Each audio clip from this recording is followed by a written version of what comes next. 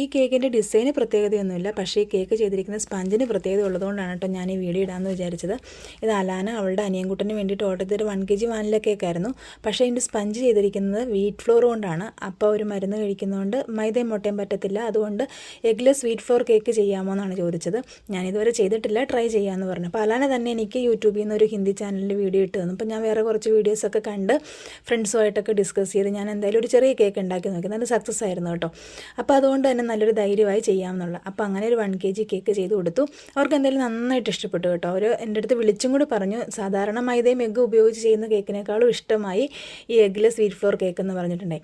പിന്നെ ഈ ഡിസൈൻ, ഇതിൻ്റെ ഈ ടോപ്പിൽ ചെയ്തിരിക്കുന്ന പാലറ്റ് നൈഫ് ഡിസൈൻ, അതെനിക്ക് ഒട്ടും വഴങ്ങാത്തൊരു പരിപാടിയാണ് കേട്ടോ.